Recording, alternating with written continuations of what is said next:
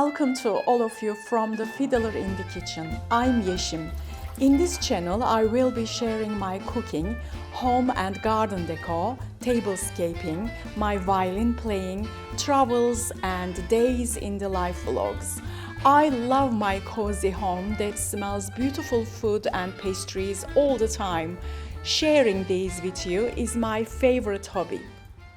Hepinize merhaba, yeni bir videoda yine birlikteyiz.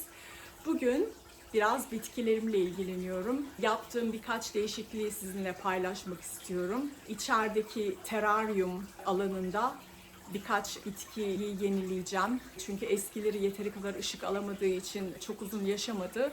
4 terrariumum var. 2 tanesi iyi durumda.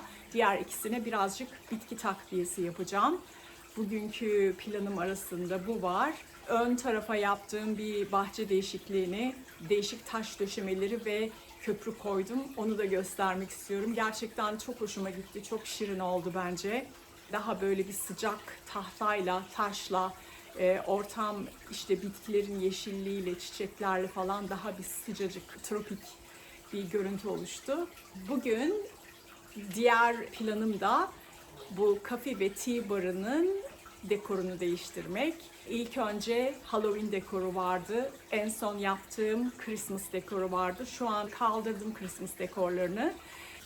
Tropez videomu gördüyseniz hatırlarsınız. O inanılmaz güzel, inanılmaz sıcacık, ışıklı, çiçekli Fransız dekorları. Tropez'e özellikle has dekorlar. Çünkü orada kıyı boyunca yan yana restoranlar var ve hepsi birbirinden renkli, birbirinden ışıklı, birbirinden şirin, çok güzel dekorlarla süslenmişti.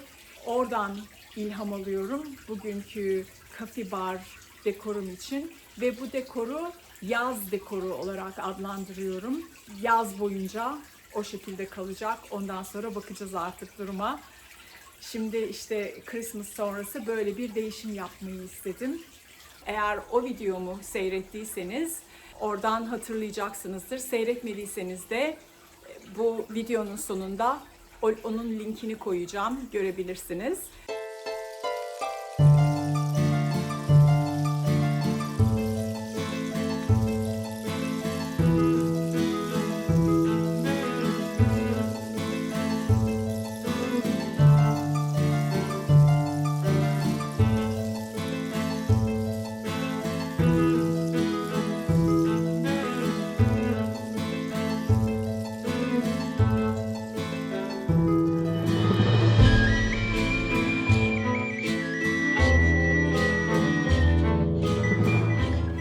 Önce bahçe malzemeleri, bitki satan markete gidip oradan terrarium için birkaç tane bitki alalım.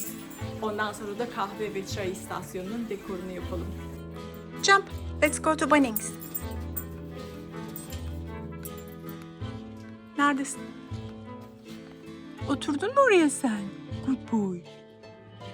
Good girl, let's go to Bunnings. Mommy's gonna buy some plants. Ready?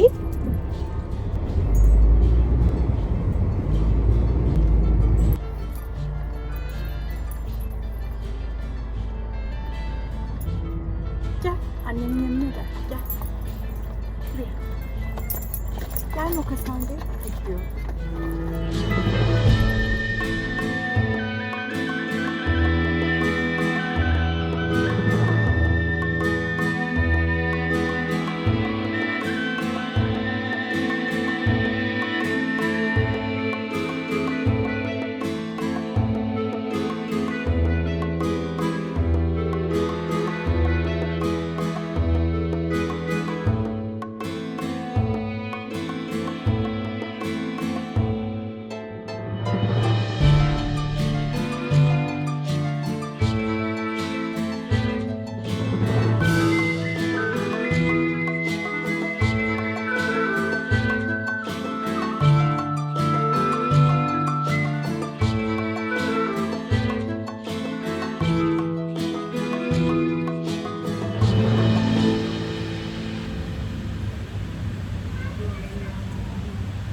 Bromeliad.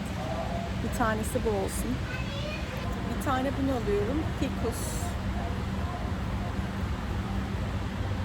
Bu da peperoma.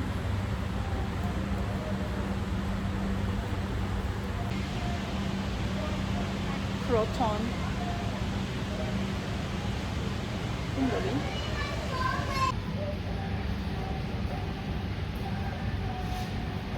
Biraz büyük ama olsun. Bunu da almak istedim, renkli. Keserek küçültürüm.